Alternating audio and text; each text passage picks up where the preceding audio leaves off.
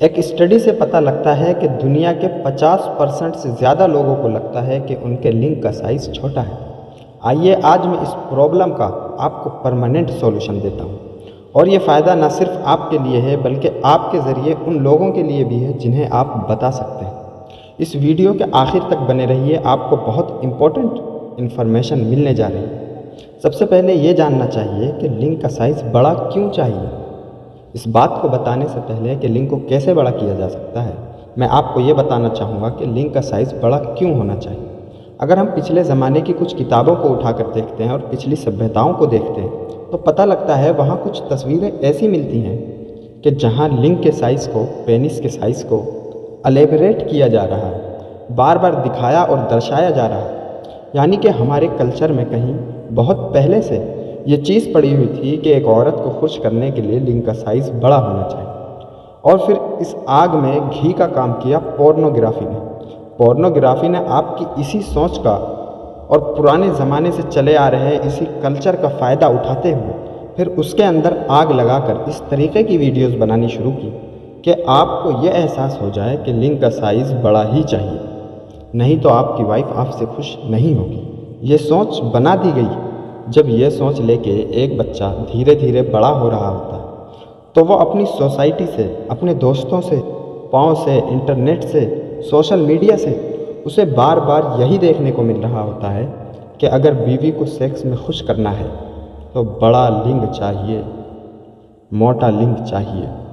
आपको ये जानकर बहुत हैरत होगी, बाकायदा सोसाइटी में एक बीमारी ने जन्म लिया है और उस बीमारी का नाम है स्मॉल पेनिस एंग्जाइटी।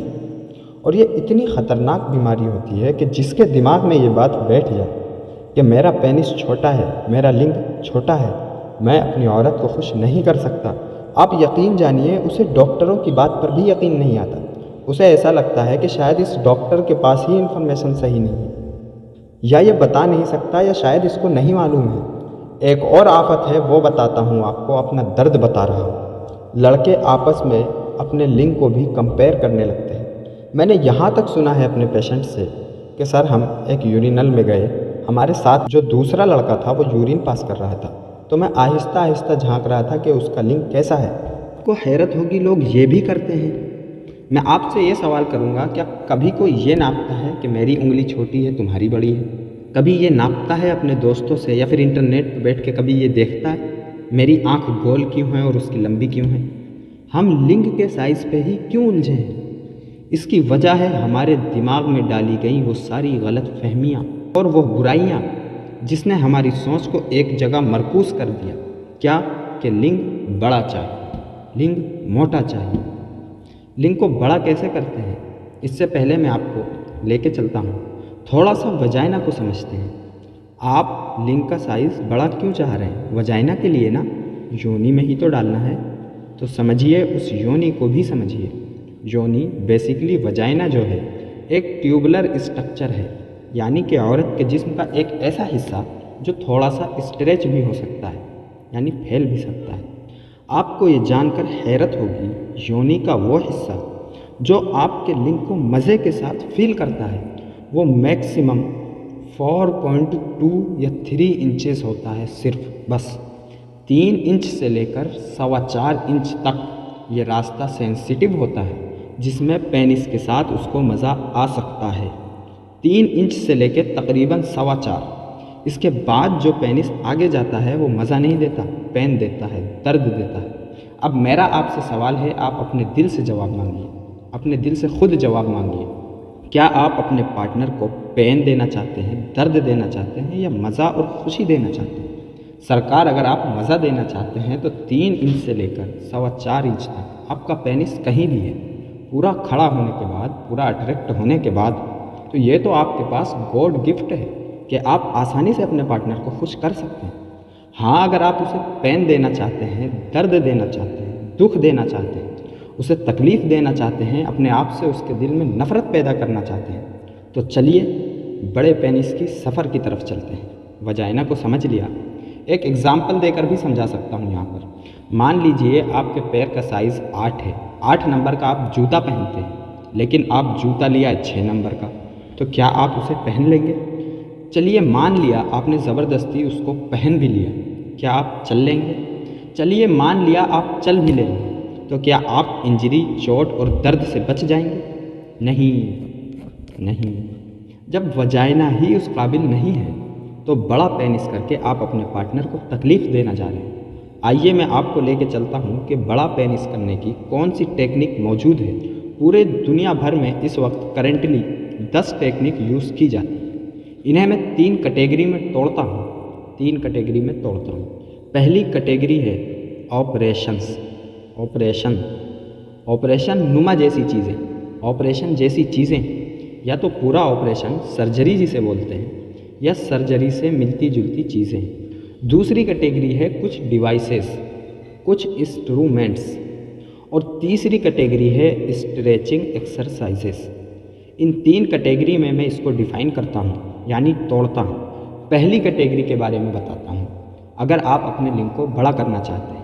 ये भी याद रख के चलिए, इससे पहले मैं आपको बताऊँ, ये सर्जरीज़ वाली टेक्निक जो यूज़ की जाती है या डिवाइसेस वाली जो टेक्निक यूज़ की जाती है, ये उन पेनिस पे यूज़ की जाती हैं जो खड़े होने के बाद भी 3 इंच से कम होते हैं। इस लाइन को ज़रा ध्यान में रखिएगा और बार बार। साइंस ने ये जो टेक्निक निकाली है, जो पूरे इरेक्शन के बाद 3 इंच से छोटे होते हैं, 3 इंच तक या 3 इंच से ऊपर जिनके भी लिंग हैं, उन पे ये टेक्निक यूज़ नहीं की जाती। वजह उसकी क्या है कि इन टेक्निक्स के कुछ ख़तरनाक साइड इफ़ेक्ट हो सकते हैं। आपका पेनिस परमानेंट भी डैमेज हो सकता है। इसलिए डॉक्टर और सर्जन दुनिया भर में, अमेरिका से लेकर यहाँ तक, ये कोशिश नहीं करते जो पेनिस साइज़ है नॉर्मल, चाहे उसमें आदमी ज़बरदस्ती टेंशन ले रहा हो, तो उसकी टेंशन का इलाज करो, पेनिस को बड़ा मत करो, क्योंकि वह परमानेंट भी ख़राब हो सकता है। पहली कैटेगरी है सर्जरीज, ऑपरेशन। मैंने जो बताया, इसके अंदर क्या क्या किया जाता है। इसके अंदर सबसे पहली जो सर्जरी है, बहुत कॉमन है कि आपके पेनिस के पीछे की तरफ एक लीगामेंट होता है, उस लीगामेंट को काट दिया जाता है और डॉक्टर पेनिस को ऐसे पकड़ता है पीछे से, इसे काट दिया जाता है, काट के ढीला कर दिया जाता है। आपका लिंग आगे की तरफ लटक जाता है, यानी कि देखने में बड़ा होगा सिर्फ ये बस। और दूसरा नुकसान इससे क्या होगा, जब आपके अंदर इरेक्शन आएगा, उसमें तनाव आएगा, उसमें सख्ती पैदा होगी, वो टाइट होगा, तो उसका इरेक्शन कभी भी सीधा नहीं होगा, यह हमेशा ढीला होगा, इस तरह लटका हुआ होगा। इसका ये बड़ा नुकसान है, पर देखने में कुछ बड़ा हो जाएगा। इसी तरह कुछ फिलर्स इंजेक्शन होते हैं, आपकी बॉडी से फैट को निकाला जाता है और आपकी लिंग के स्किन के ऊपर डाल दिया जाता है। इससे लिंग देखने में थोड़ा मोटा और बड़ा दिखता है, लेकिन इसमें फिर वही कि परमानेंट नुकसान हो सकता है। इसी तरीके से कुछ ग्राफ्ट्स होते हैं, ग्राफ्ट्स। जैसे ग्राफ्ट आपने देखा होगा ना, कि हम कहते हैं कि अगर किसी का हाथ जल जाता है तो उसी की बॉडी से स्किन को लेके उस जले हुए हिस्से पे लगा देते हैं, जो प्लास्टिक सर्जरी के थ्रू किया जाता है, तो इससे ये स्किन नेचुरल और नॉर्मल दिखने लगती है। इसी तरह से आपकी बॉडी का हिस्सा लेके या कुछ आर्टिफिशियल सिलिकॉन के स्किन लेकर आपकी पेनिस की लिंग की चमड़ी के अंदर लपेट दिया जाता है, जो देखने में आपका लिंग टेम्परेरी बड़ा और मोटा दिखता है। लेकिन यहाँ भी वही प्रॉब्लम है कि परमानेंट भी नुकसान हो सकता है। तो ये तो कुछ तरीके की सर्जरीज़ हैं, ऑपरेशंस हैं। इसी तरीके से कुछ डिवाइसेस, वो डिवाइसेस में क्या है, वैक्यूम डिवाइसेस और स्ट्रेचिंग जैसे इसमें की कुछ डिवाइसेस होती हैं जो क्या करती हैं। बेसिकली सबसे पहले मैं आपको बताता हूँ vacuum pump. Vacuum pump basically, जैसा आपको नाम से पता लग रहा है, कि आप अपने लिंग के ऊपर एक कप चढ़ाते हैं, एक कवर चढ़ा लिया जाता है। इसके अंदर एक तरीके का वैक्यूम पंप, एक तरीके का एयर प्रेशर क्रिएट किया जाता है, जो आपके लिंग को आगे की तरफ खींचकर ब्लड सप्लाई को खोलता है, जिससे लिंग में इरेक्शन आ जाता है। ये बेसिकली डिवाइस बनाई तो गई थी लिंग में इरेक्शन डालने के लिए, उसमें तनाव और सख्ती पैदा करने के लिए, लेकिन कुछ रिसर्चेस, छोटी छोटी स्टडीज़, जो बहुत पावरफुल स्टडीज़ नहीं हैं, लेकिन कुछ स्टडीज़ ये कहती हैं ये 1 या आधा सेंटीमीटर साइज़ आपका बढ़ा भी देता है। लेकिन अब मैं आपसे एक सवाल करता हूँ, आधा या 1 सेंटीमीटर साइज़ बढ़ भी गया तो उससे क्या फ़ायदा होगा। और दूसरी, इसके अंदर जो टेक्निक यूज़ की जाती है डिवाइस की शक्ल में, वो स्ट्रेचिंग डिवाइस है। ये स्ट्रेचिंग डिवाइस क्या होती है कि आप अपने लिंग के ऊपर उस डिवाइस को पहन लेते हैं, चढ़ा लेते हैं। वो डिवाइस कुछ इस तरीके की शेप में होती है। वो यूँ आप पहन लेते हैं और फिर उसे स्ट्रेच करके खोल के लॉक कर लेते हैं आगे से, और आपका पेनिस खींचा रहता है ऐसे। जैसे आप अपनी फिंगर को, उंगली को आगे खींचेंगे तो ये आपको लंबी दिखेगी। आप इसे ध्यान से देखें, अगर आप अपनी फिंगर को आगे की तरफ खींचते हैं तो ये आपको थोड़ी सी खींची हुई और लंबी दिखती है। इस डिवाइस को आपको लगभग 8-8, 9-9 घंटे तक पहनना पड़ेगा, कई दिन लगातार, दिन में 9-9 घंटे तक इसे आपको लगाना पड़ेगा।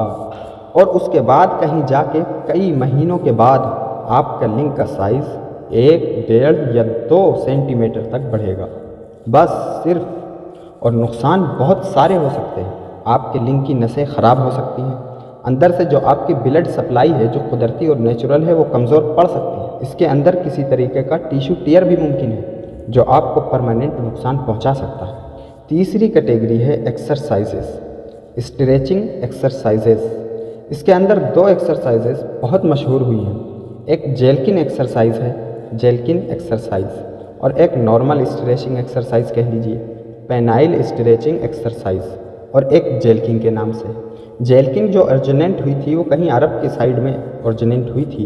इसमें बेसिकली क्या किया जाता है, वही जो स्ट्रेचिंग डिवाइस से किया जाता है, जिसमें आप अपने लिंग को मल्टीपल डायरेक्शन की तरफ, आगे की तरफ खींचते हैं, कुछ कुछ सेकंड के लिए होल्ड करते हैं, अपवर्ड भी और डाउनवर्ड भी, राइट साइड में भी और लेफ्ट साइड में भी। आप अपने लिंग के केप को पकड़ के आगे की तरफ खींचे रखते हैं। इतना इस पर खिंचाव डालते हैं कि आपको हल्का हल्का खिंचाव महसूस हो कि आपने इसे खींच रखा है। लेकिन ये इतना तेज़ खिंचाव नहीं होना चाहिए कि आपको पेन होने लगे, दर्द होने लगे। इसको भी महीनों तक किया जाता है और कम से कम 10 मिनट सुबह और 10 मिनट शाम को परफॉर्म किया जाता है। और इस टेक्निक से भी यही देखा गया है, अगर महीनों तक लगातार इस वर्क को, इस काम को किया जाए तो कुछ सेंटीमीटर आपका लिंग, आपका पेनिस बढ़ जाता है। बहुत हुआ तो 1, 1.5, 2 या फिर 2.5 सेंटीमीटर, बस इतना साइज़ इसका बढ़ जाता है। लेकिन महीनों तक करने के बाद, लगातार करने के बाद, और इसके साथ भी वही ख़तरे मौजूद हैं कि आप परमानेंट भी नुकसान उठा सकते हैं, परमानेंट भी आपकी नसें ख़राब हो सकती हैं। तो अगर मैं समराइज़ करूं तो पता ये लगा कि कोई भी टेक्निक आपके लिंग की साइज़ को बढ़ाने की ऐसी नहीं है जो ख़तरे से खाली हो। वजह, क्योंकि पेनिस के साइज़ को बढ़ाने की ज़रूरत ही नहीं है। हाँ, अगर जिस किसी इंसान के पेनिस का साइज़ 3 इंची से भी कम है तो हम इस आदमी को रिकमेंड कर सकते हैं, सर्जिकल भी और थेरेपीज़ भी, इसके अलावा कुछ और टेक्निक्स भी। लेकिन अगर 3 इंच से ऊपर आपका साइज़ है तो फिर तो ये आपके लिए बेहतरीन बात है। तो आप अपने पार्टनर को बेहतरीन तरीके से और पूरी तरीके से सेटिस्फाइड कर सकते हैं। असल प्रॉब्लम क्या है जो मैं बताना चाहता हूँ कि हम अच्छे सेक्स में फोकस नहीं करते, हम सिर्फ फोकस करते हैं vagina penis, vagina penis, vagina penis, इस पर। अच्छे सेक्स पे हम फोकस ही नहीं करते। मैंने अपनी एक वीडियो में पहले भी बात की थी कि बीवी को कैसे खुश करें। सारी दुनिया में उसको बहुत पसंद किया गया, डॉक्टर्स लॉबी में भी उसको बेहद पसंद किया गया। डॉक्टर्स ने उसको रिकमेंड किया है कि ये बात जो कही गई है ये बहुत खूबसूरत बात है और बहुत दमदार बात है कि अच्छा सेक्स तो नहीं किया जाता, बस इसी में दिमाग उलझा रहता है कि बड़ा कैसे हो जाए, मोटा कैसे हो जाए। सिर्फ हम इसी में फंसे रहते हैं कि मेरा लिंग बड़ा हो जाए, मैं इसको ये करा दूँ, वो करा दूँ, और ये रियलिटीज़ के बिल्कुल अपोजिट है। पता लगता है स्मॉल पेनिस साइज़ की एंग्जाइटी आप अपने दिमाग में लिए बैठे हैं। आप तो पेनिस में उलझे हुए हैं, आप तो इसी बात में उलझे हुए हैं कि मैं उसकी वजाइना में कैसे बड़ा सा बड़ा पेनिस इंटर करूं। तो ये वो चीज़ें हैं जिसने हमारे कल्चर को, हमारी सोसाइटीज़ को ख़राब करके रख दिया है, बर्बाद और तबाह करके रख दिया है, हमारे दिमागों को ख़राब करके रख दिया है। और एक और सोने पे सुहागा है जो बहुत अफसोस के साथ मैं कहता हूँ, हम जिस जगह पे निकल जाए सड़कों पर भी बड़ा बड़ा लिखा होता है, लिंग का साइज़ बड़ा कीजिए। अगर हम कहीं यूरिन पे जाते हैं तो वहाँ पर भी पोस्टर और तस्वीरें लगी होती हैं, फ़लाँ तेल यूज़ कीजिए, फ़लाँ क्रीम यूज़ कीजिए, लिंग के साइज़ को 10 इंच का बना लीजिए।